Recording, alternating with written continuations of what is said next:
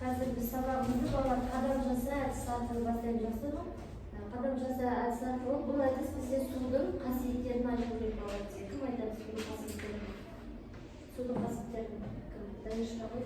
Осы тамырдарға басасың, және де судың қасиеттері қандай? Су қандай деген сұраққа жауап береді. Су қандай? Су пайдалы, дәмді, су әдемі, су қандай болып табылады? Сұйық, су тұщы өте жақсы жарайсыз отыра білер.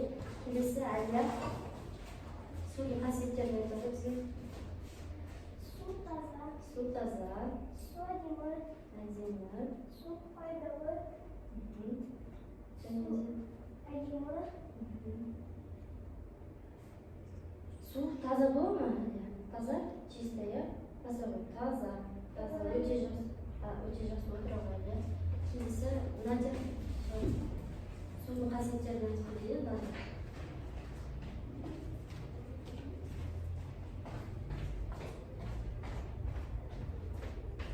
су тұщы, су әдемі, су көк, су пайдалы, су дәмсіз. Дәмсіз, дәмі жоқ, отыра білер, жақсы. Тағы бір кісіге су тарау. Артур, сен айта ал. Су таза, су әдемі, су пайдалы, су сұйық. Сұйық, жақсы, отыра білер. Отыра білер, жақсы балалар, өте жақсы балалар, судың қасиеттерін барлығын жақсы біледі екенбіз. Жақсы, ондай болса біз үй жұмысын ашық микрофон әдісі арқылы сұрайық, үй жұмысына не бердің сендерге балалар? Не бердің үй жұмысына? Үй жұмысына жаңа сөздерді жаттау болды, жаңа сөздерді айтып береміз, жақсы ма? Кім айтады бізге жаңа сөздерді? Так, кім айтады? Марк. Марк жаңа сөздерді бізге айта ғой. Біз Марк айтқаннан кейін балалар Включить. Дай. өзінің микрофоны ғой. Bluetooth mode. Жер земля, Жер, терек глубокий, ластама пачкать, Ластамал. может быть туши суп, пресная вода,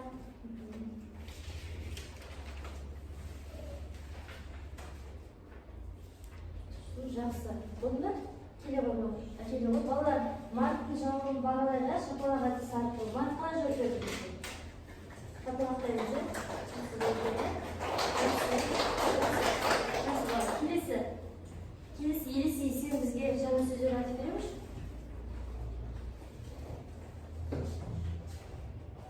жер, земля, ластама пачкать, Ластамал не пачкать. не пачкать.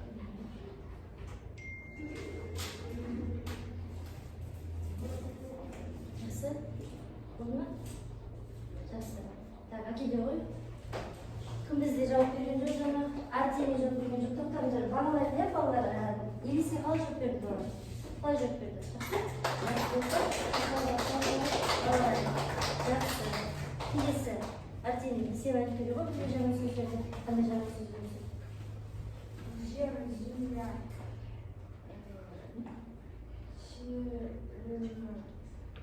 глубокий, дым, вкус, Дәм, вкус,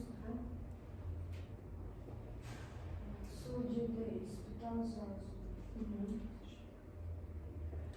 отдохнул, поел. Хорошо, сажай, әкеле. Жақсы. Қалай жауап берді бізде? Артемий?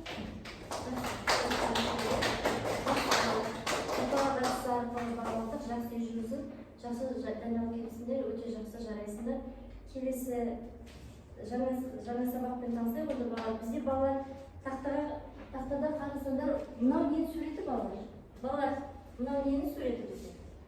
Дайыр айтамын, бұл нені суреті? Құмыраның суреті. Құмыраның суреті. Дұрыс. Құмыра. Қалай бізде аударылады орысшаға?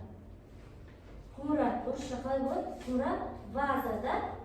Құмыраны не үшін пайдаланамыз? Зачем мы используем вазу, балалар? Зачем мы используем? Не үшін пайдаланамыз құмыраны? Гүлді қою үшін пайдаланамыз, иә, құмыраны жақсы. Гүлге не құямыз, балалар? Құмырада тұрған гүлге не құямыз? Су құямыз ба? Су құямыз, иә, балалар, жақсы. Қазір біз жаңа сабақты ашу мақсатымен осы гүлдердің нөмірлерінен тақтаға ілдік, иә, сол кезде бәрін тақтаға іліп болғаннан кейін бізде не шығады? Жаңа сабақтың атауы шығады, иә? Жақсы. Бірінші номерді алуға кім бізде шығады? Не жерге керек? Так, давайте, мына жер шықты ғой, сен кім? Алия шыға ғой? Так, Амина шыға ғой. Амина шыға ғой. Бір на здесь цифру один, и на жерге лево. Один, бірінші. Да, осы жерге магнитикпен, магнитикпен осы жерге жабыстырамыз, иә? И екінші магнитикті алып, тоже жабыстырамыз, иә? Қандай сөз шықты? Су деген сөз. Ол не деген сөз? Су деген не? Су деген қалай қалады бізде ол не? Вода, иә? Вода. Су, вода. Жақсы. Келесі Марк. Марк, бізге енді үшінші және төртінші номер таңды керексің, иә? Третий и четвертый номер должен найти, иә? Үшінші номер, иә? Жоқ, былай жабыстырасың, иә? Так, төртінші номер.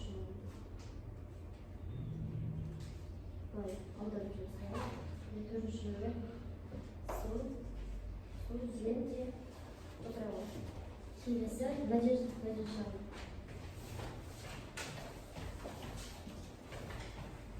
Надежда, тағы да сізге екі номер аласың, иә? Так, бесінші және алтыншы. Бесінші номер және алтыншы.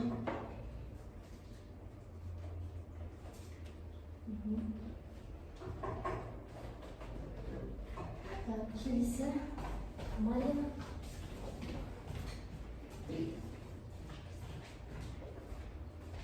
Так, жетінші. Жеті қайда? Жетінші. Алады жетіні алады. Жетінші.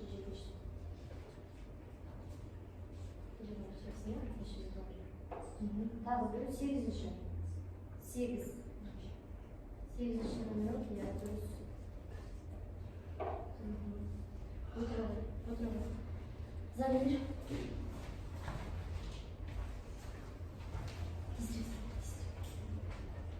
Сен тоғызыншы және оныншы номер қалды. Тоғызыншы және оныншы номер қайда бізде? Иә. Оныншы. Переворачиваемся. И оныншы.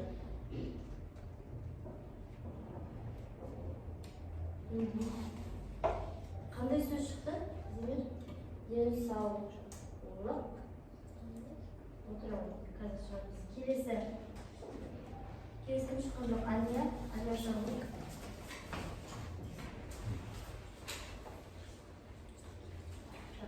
Одиннадцатый, 11-ші және 12-ші номер.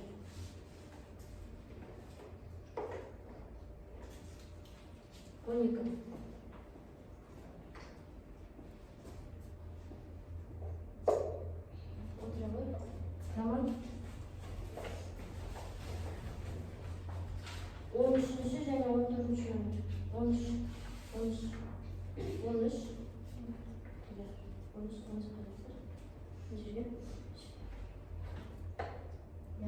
Келесі мына жерге 14 мына жерге 14 қалай? 14 следующий, да, 14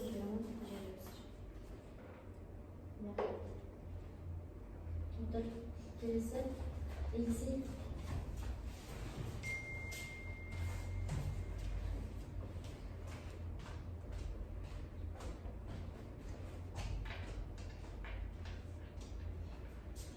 Он 15 және 16. 15-16. Және 17-ні тоже жапсырсыз. 17-ні тоже. 17. 17 тоже. 17. Есей 17'ni. 17'ni тоже жазам. 17. И Давид. Давид тақтаға шығып.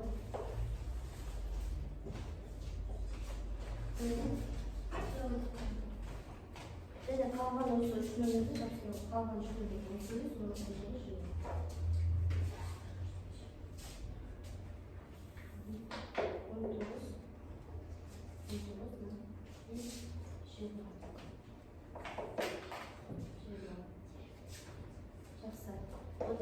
19. Ой, Давид, отыра ғой. Отыр, садись. Жасы балалар, қандай сөз шықты бізде? Су денсаулыққа пайдалы деген сөз шықты, я? Бұл сөздің мағынасын қалай түсінесіңдер бала? Как понимаете значение? Су денсаулыққа пайдалы. Вода полезная для здоровья. Вода полезная для здоровья. Қалай ойлайсыңдар, как она полезна для здоровья, балалар? Біздің бүгінгі тақырып балада су денсаулыққа пайдалы. Вода полезная для здоровья. Кім айтады маған, су денсаулыққа қалай пайдалы? Даеш, су денсаулыққа қалай пайдалы?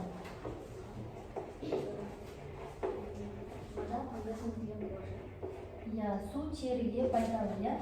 Жақсы, су тағы не үшін пайдалы?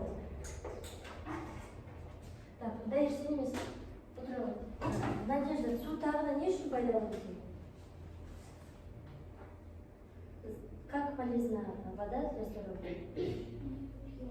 Біз ішеміз, адам өзі судан тұра ма? Человек состоит, да, из воды? 80% судан тұрады, я? Адамның организмі 80% судан тұрады, су бізге пайдалы, я? Тері үшін пайдалы, отыра ғой. Надежда, және де қарайық, су не үшін пайдалы екен болар? Су бізге пайдалы. Адамның 60-70% судан тұрады екен, да? Организм человека на 60-70% состоит из воды, да? Адам денсаулығы жақсы болу үшін күніне 1,5-2 литр су ішу керек. Жүрек және буынның саулығына да су біздің пайдалы. Терінің әдемілігі сақталады, ақтауға көмектеседі, ми жұмысына көмектеседі. Помогает работе мозга. Наша кожа становится хорошей, да, когда мы пьем воду. И помогает нам похудеть. Хорошо? Жақсы. Келесі балалар дәптерімізді ашамыз. Бүгінгі күні жазамыздар. Сәуірдің дәптерімізді ашамыздар кейін открываем дәптерімізді. Бүгінгі күнді жазайық. Сәуірдің 8-і сынып жұмысы су денсаулыққа пайдалы.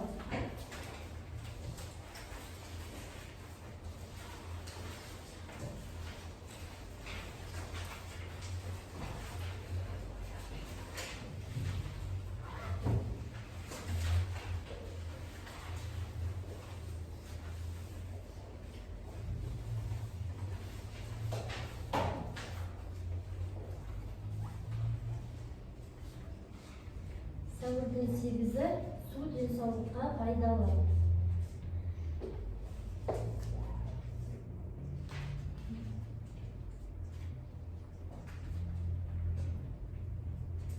Жазып алыңдар, кейін содан кейін жаңа сөздерді сөздіктерімізге жазып аламыз.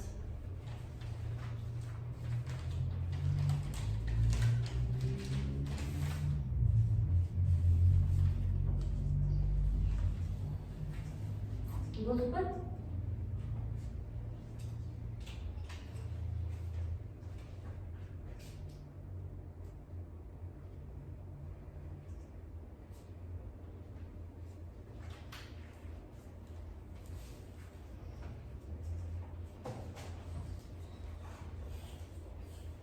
Болды ма? Жақсы. Балалар болдық, я?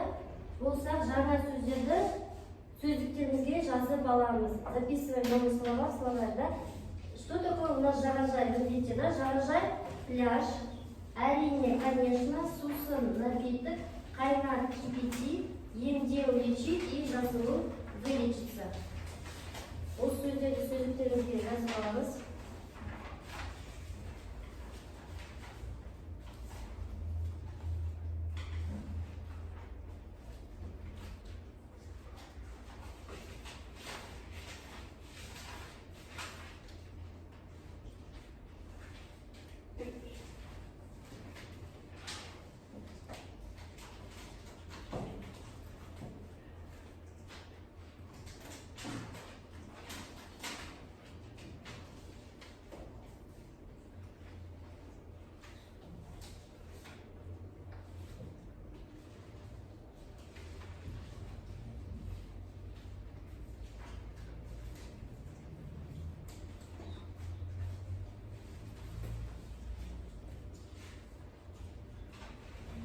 Написали?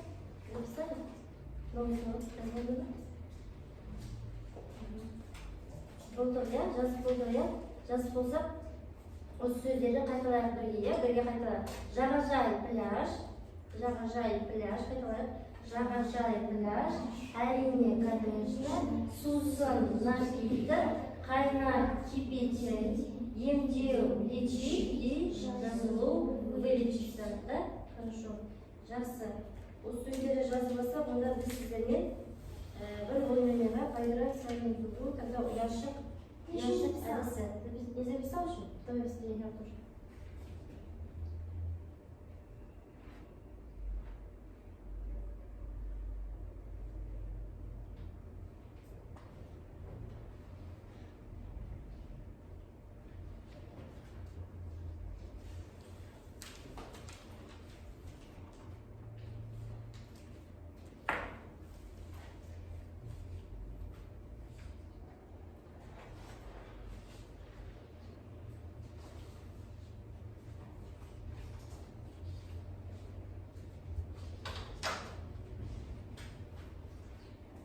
Болды ма, Артур?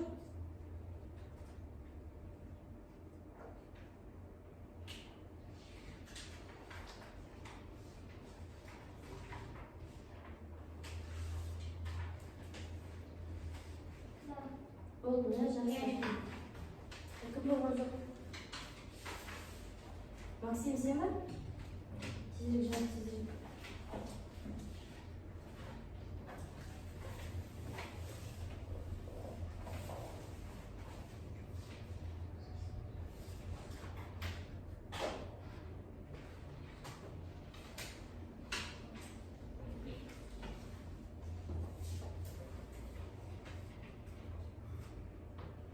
Максим, болды, қай жердесің?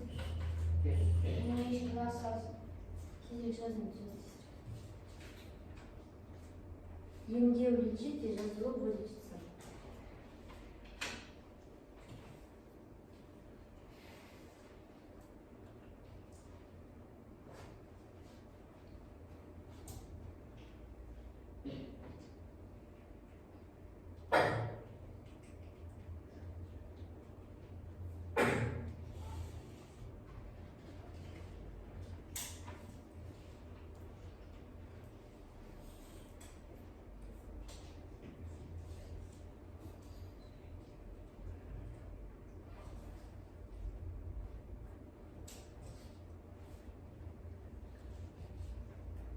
Так, жақсы, біз болайық онда. Келесі неге барайық? Яшық таңдау әдісіне. Так, бұл әдісте балалар не істеу керек бізге? Қазір бізге осы бойынша бір адам керек, иә? Бұл жерде яшық таңдайсыңдар балалар. Выбирайте один из картинок и там сұрақ шығады, иә? Сұрақ, вопрос қойды. Осы сұраққа сендер жауап бере білесіңдер. Яшық таңдау арқылы. Выбирайте. Күн, ағаш, су, немесе тау, немесе ұлу, немесе табиғат таңдайсыңдар. Кім таңдайды қазір? Кім бастайды? Надежда бастайды.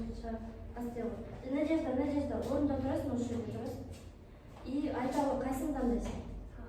Ағаш таңдайсың, иә? Жақсы, ағаштағы сұрақты көрейік. Уже қандай сұрақ бар екен бізде? Біздің сұрағымыз осындай, да? Адамдар шөлдегенде не ішеді? Суреттің орнына сөз қойып кетесің, иә? Вместо картины должна слова, да? Адамдар шөлдегенде не ішеді? Адамдар шөлдегенде су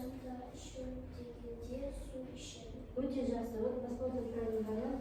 Очень хорошо. Дұрыс. Адамдар шөлдегенде су ішеді. Өте жақсы. Өте жақсы, Надежда. Жарайсың. Келесі сұраққа кім жауап береді? Келесі сұраққа. Так, Марк, қайсың таңдайсың? Суды, иә? Жақсы. Суды басайық онда. Су. Жазда бақшаны не істейміз? Поливать как будет? Не істейміз. Бақшаны не істейміз? Қалай будет поливать? Жазда бақшаны жауап бере алмайсың ба? Отыра ғой. Артур, сен жауап берші. Жазда бақшаны суарамыз. Дұрыс айтасың. Дұрыс, жазда бақшаны суарамыз. Летом мы что делаем? Поливаем сад, я? Жақсы, келесі бізде кім жауап береді? Так. Елисей сен жауап берші. Қайсы яшықты таңдайсың? Уже выбрали ағаш, суды таңдадық, у нас остался күн, тау, ұлу және табиғат. Тау таңдайсың.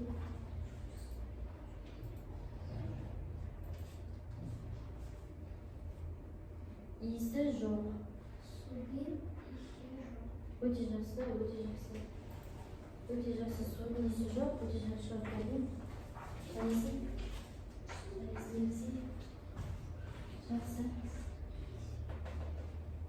Келесі кім жауап береді? Дайыр, иә, қазір? Жаңа Артур сен жауап бердің ба? Дайыр, қайсыны таңдайсың? Тауды таңдады ғой. Тауды алды ғой. Табиғат? Ұлы. Ұлы? Жақсы, ұлыда ішінде қандай жауап беріп көреді? Ағашқа су құйған. Өте жақсы, дұрыс. Дұрыс жауап бердің. Өте жақсы, ағашқа су құямыз. Ағаш бізде не ол не? Ағаш дерево, иә, жақсы. Өте жақсы. И бізде соңғысы қалды, иә? Соңғы бізде табиғат және күн қалды, иә? Кім таңдамаған? Әлия, сен таңдай ғой? Күн? Күн, иә? Күн қалды ғой бізде. Жазда адамдар қайда демалады? Жаңа ғана өттік, иә, ол сөздің ойды? Жаңа ғана өттік. Жаңа сөз. Кім біледі балалар? Кім роман айта ғой? Отыра ғой, иә? Жақсы, жазда адамдар жағажайда демалады. Летом люди где отдыхают? Қайда демалады? Жағажайда демалады деп ойлаймыз, иә? Жақсы, дұрыс. И соңғысы бізде не қалды? Табиғат қалды, иә? Кім таңдады? Максим?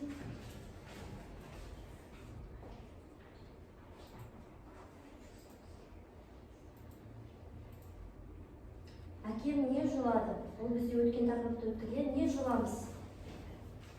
Қалай болады бізде, иә? Соңына айтырған. Қалай болады? Не жуамыз? Әкем Соңына айтырған нужно, да, перевести? Қалай болады? топ. Жоқ. Отыра ғой. Кім біледі? Отыра ғой. Марк. Әкем қамыр жуады. Не жуады? Жуады. Жуады не? Не жуады? Что вырывали? Қамыр. Жоқ. Надя? Правильно. Әкем арамшөп жуады. Әкем арамшөп жуады. Арамшөп, ну что это было? Санная трава, я жақсы. Жақсы балалар. Хорошо. Надяға тағы бір смайлик береміз, қазір.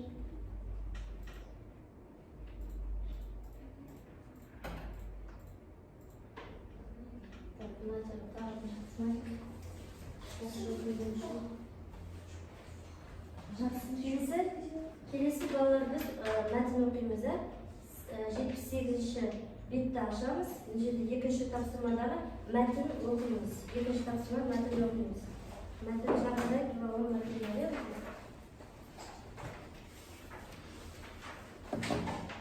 Жағдай туралы мәтінді оқып шығайық. Бірінші, кім оқып шығар бізде мәтінді? Әлия, сен оқышмын мәтінді. Бірінші сөйлемін оқисың, Әлия, содан кейін аударамыз, иә, сөйлемді? Бірінші сөйлемді аударамыз сөйлемді. Оқи ғой, екінші тапсырмада. Екінші тапсырма, 79-ші бет, Әлия, оқи ғой.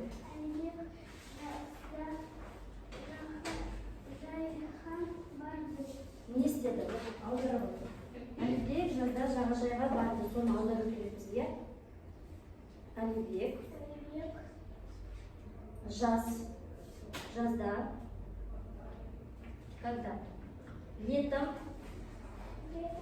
ходил на пляж. Хорошо, открывай. Так, келесі Артемий, сен оқы екінші сөйлемді. Екінші сөйлем. Күн ыстық. Что значит күн ыстық? Күн ыстық. Скоро бізде күн ыстық болады. Қазір күн бізде салқын да, қазір бізде суық. Содан кейін күн ыстық болады. Потом будет, сейчас у нас прохладно, да? Потом будет какая погода? Очень жаркая будет, да? Күн ыстық. Очень жарко, да? Хорошо. Келесі, дайыр оқимын. Аударамыздар. Он испытывал жажду и выпил напиток. Правильно. Он испытывал жажду и выпил напиток. Хорошо. Келесі, Артур. Onun tamamı ağrıp doktorga bарды. Оның тамағы ауырып, дәрігерге барды. У него заболел желудок, он пошел к доктору. Да, не желудок, а что заболело? Горло заболело, да, потому что не стол. Суық су ішті, я, потому что он выпил очень холодную воду. Я сондықтан оның тамағы ауырып, дәрігерге барды. Дәрігер деген кім? Дәрігер деген кім? Дәрігер, врач. Жақсы. Келесі, Назир. Сусын іштім бе. Деп сұрады. Сұрады, я? Кім сұрады, Назир? Кімнен? Әлібектен кім сұрады? Әлібектен дәрігер сұрады, я? Сен суық су іштің бе деп? Что значит это? Дәрігер Әлібектен сұрады. Доктор спросил у Альбека, ты что выпил? Ты что, выпил холодную воду, да? Спросил доктор. Хорошо, травой. Елисей? Альбек и сусын іштім деп жауап берді.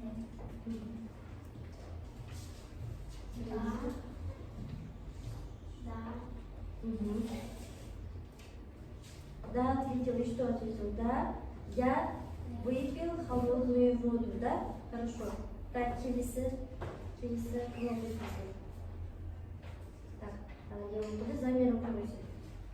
Дәрігер. Еріне ауырасың,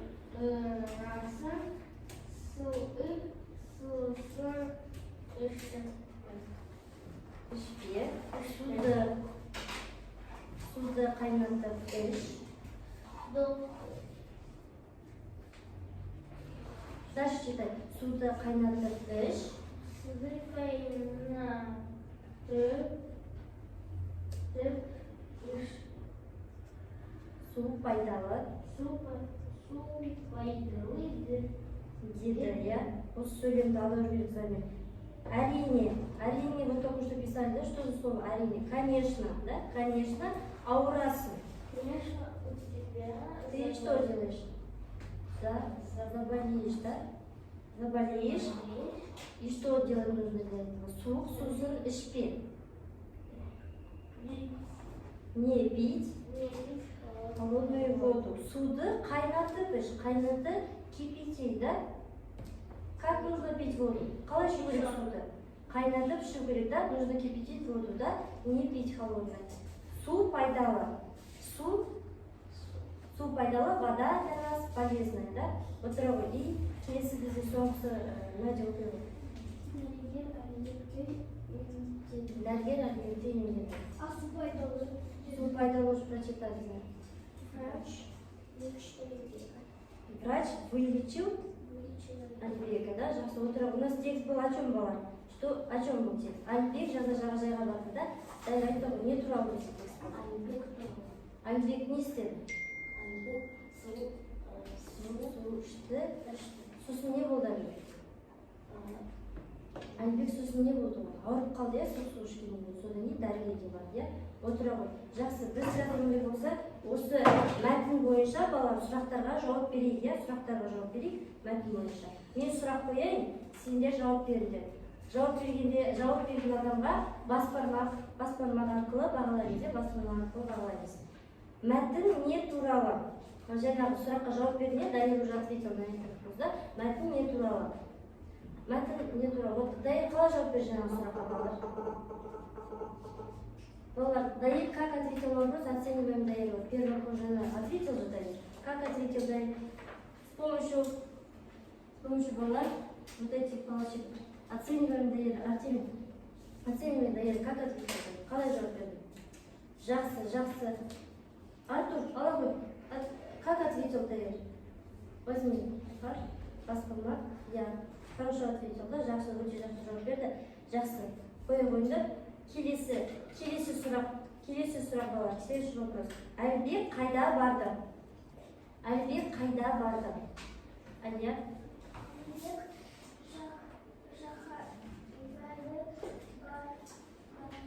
Жағажайға барды. Жақсы. Отыруға Алияны бағалап балар. Алия қалай жауап берді сұраққа?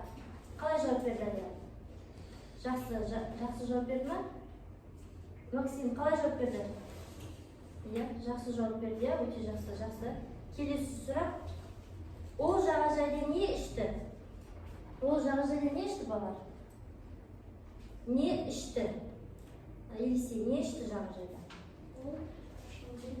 Елисей, жағажайда не ішті?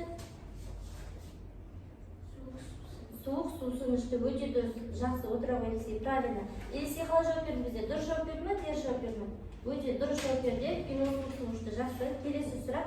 Дәрігер қандай кеңес берді? Надя?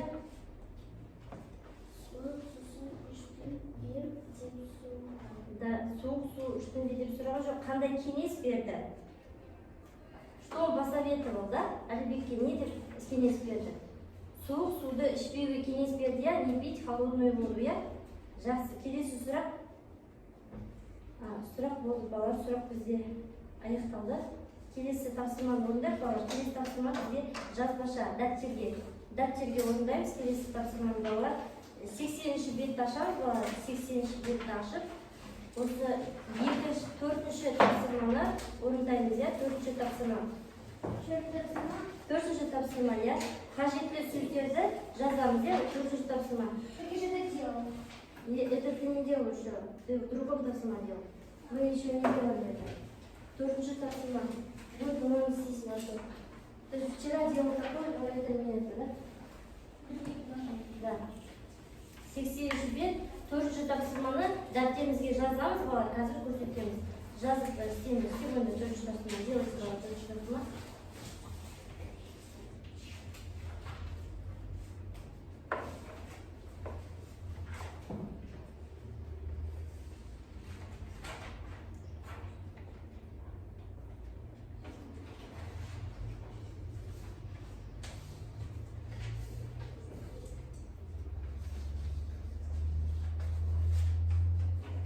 Осы тапсырманы істейік, балар, содан кейін бірден оқимыз, я? Содан кейін бағалаймыз, баспана арасында. Бірінші, қажетті сөздерді қоямыз, я? Сусын жағажайға қайнатты, ауылда емеді, және осы сөйлемдерге қажетті сөздерді қойып тезірек жазамыз. Жазып алма тезірек, балар.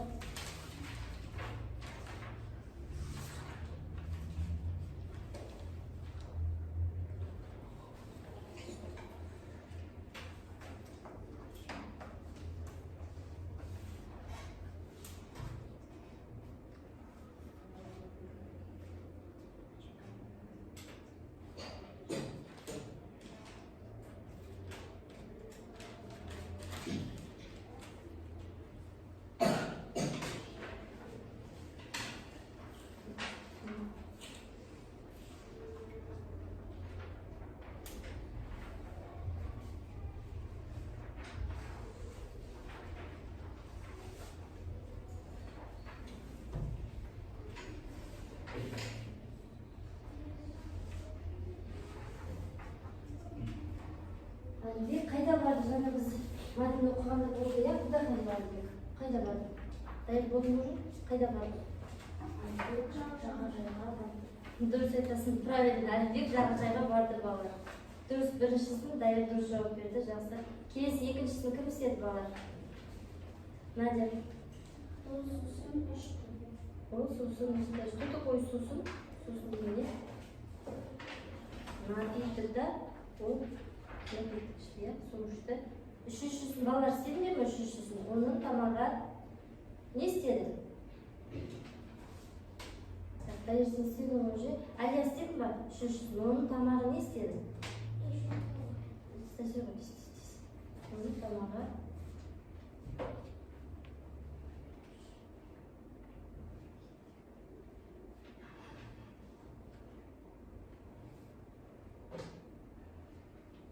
Елисей жасап қойдың ба? Үшіншісін жасадың ба? Оның тамағы не істеді? Үшіншісін жасадың ба? Елисейге оның тамағы не істеді? Тамағы дұрыс айтасың, оның тамағы алынды. Его было заболело. И предпоследний бала суды не деді? Суды кім осыны жасады? Суды не деді? Қандай қылып ішпе деді? Емдеді. Жоқ. Емдеді правильно кім последний Артур емдеді, а вот это дәрігер суды не істеді? Төртіншісі. Дәрігер суды Надя? Правильно, дәрігер суды суық ішпе деп айтты, иә? Жақсы. Жақсы бала, төртінші тапсырманы жасап болсыңдар. Келесі тапсырма балалар, сендердің столдан үстінде осында нелер бар, иә? Карточкалар бар, иә? Сол карточкалары балалар антонимдарды бір-бірімен қосасыңдар, иә? Жұппен жұмыс істейміз, паре работаем, да? Артемий, ты один работаешь? Соединяем балалар антонимдарды бір-бірімен сәйкестендіреміз, вместе бірге, екі-екіден сәйкестендіреміз балалар. Қазір айтамыз. Артур, мына тапсырманы істей. Карточка қайда? Тапсырманы істей қойды. Антонимдарды Маринамен бірге істейсіңдер. Марк, сен Аминамен бірге істейсіңдер. Амина, бірге антонимді істей қойды. Аля, Самир екеуің антоним істей қойды.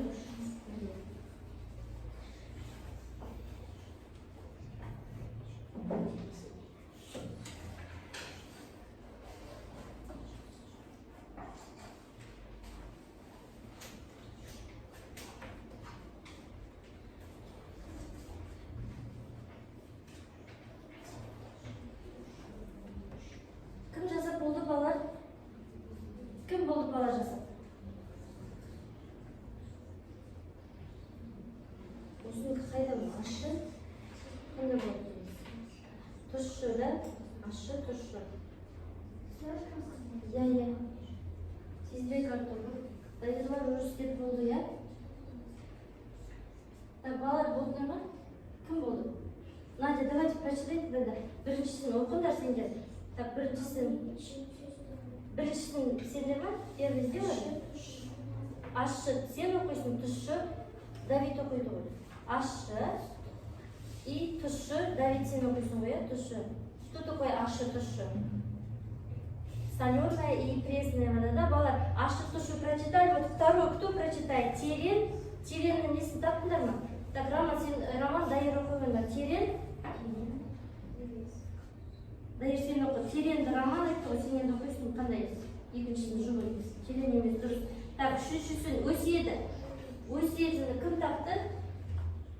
Өсиедіні таптыңдар ма? Марк, өсиедіні таптың ба? Өсиедіні оқыш. Өсиеді үшіншісін. Өсиеді. Дұрыс айтасың, өсиеді, өспейді. Келесі жұлады. Алия, жұлатын жұбын оқыш. Алия, жұлатын жұбын оқыдаш. Жұлады. Жұлады, жұлмайды. Жақсы. Елесей, жақсы. Жақсының жұбын таптың ба? Жаман, жақсы. Так, бәріміз оқыдық па? Артемий, сен оқыған жоқсың, не? Бар, Артемий, бар. Таптың ба бар дегенді? Бар, жұбын таптың ба? Бар. Жоқ, бар. Жоқ, я? Болды, бәріміз оқыдық, я, бала? Жақсы. Балар, соңғы тапсырманы жасай қойыңызшы тезірек, мынандай тапсырманы. Мешіттің суретіне балар бүгінгі өткен жаңа сөздерді кім қанша жаңа сөздер жазып бере қойыңдар. Содан кейін біздің сыныпта анықтаймыз, ең ақылды баланың кім екенін анықтау үшін осы мешітқа жаңа сөздерді жазасыңдар. Балар, новый слова кім қандай жаңа сөздер біледі бүгінгі сабақ бойынша. Соны Артур, кім қандай жаңа сөздер біледі, осы мешіт әдісіне жасай қойыңдаршы қазір. Кто какие новые слова знает, балалар, запишите быстрее, правил білеміз, кім бізде ақылды, кто самый умный в классе білеміз. Так, Надя, мешітті жасаңдар, мешітті жасаңдар. Я, соны жазу балалар, су туралы балалар, су. Давид, сен де қайда?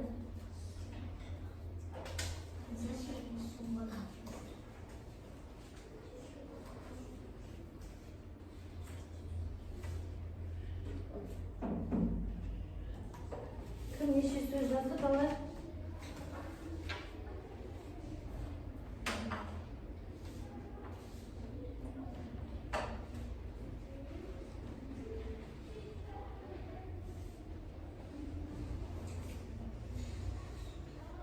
Жазып болдыңдар ма сөздерді?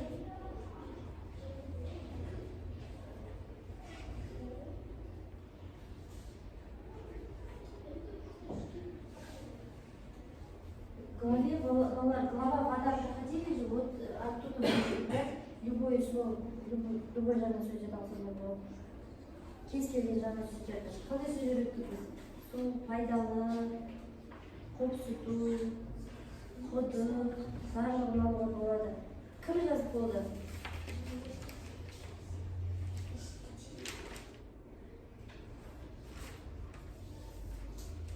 Так, балалар оқиыншы, давайте прочитаем, кім неше жазды. Артур, оқиға сен неше жаздың? Жер, земля, песок, запах, солу, поливать. Жақсы, шөл сөз жаздың, иә? Жарайсың, жақсы. Так, Алия, сен оқышы, сен қанша сөз жаздың? Жазған жоқсың? Оқы, қандай сөз жаздың, оқышы? Су, пайдалы, су, лимон, су, таза, су, дымды. Ондай сөздер емес пайда, жақсы. Надя? Су, вода, жары, жапырақ, пляж, өзені, красивый, теңіз, море, түші, песня, келін, кебаки. Өте жақсы. Дайыр? Дайыр, сен оқиын, қанша сөз жаздың? Көмектес, помоги, Ұшамыз ғой, қалар ең оқып тұрмайсыңдар, дайыр. қайнатып, кипятить, емдеді, жить, теле, глубокий, түші, пресная, жер, земля, комитет, помоги, сыр, вода, казан чистый, опыт казаны. Балалар, все, мы узнали, да, победители. Кім бізде жеңімпаз болды? Дайыр, конечно же, Дайыр ең көп сөз жазды балалар. Сыныпта ең ақылды бізде Дайыр болды, иә? Жарайсың, Дайыр, отыра ғой. Балалар, соңғысы балалар, осы сабақта табыс ағашына балалар әдемі стикерлер жазды. Бүгін сабақ сендерге ұнаған болса қызыл стикер жапсырасыңдар да, өзіңдердің аттарымен. Ұнаған болса қызыл стикер. Бірдеңе түсініксіз болса жасыл стикер, орташа болса. Егер мүлдем түсінбесеңдер көк түсті стикерді алып, аттарыңды жазып жапсыра қойыңдар балалар осы жерге. Жапсырыңдар, стикерлер жапсыра қойыңдар балалар. Аттарыңды жазып, жапсыра қойыңдар стикерлер. Балалар, стикерлерді жапсырамыз, Артур, стикерлерді жапсырамыз. Стикерлерді жапсырамыз бала. Қызыл түс бәрін түсіндім, все болмады. Жасыл түс орташа, түсінбедім, көк түс. Я Надя жазасың, атын дейін жапсыра қойыңдар. А подписывайте.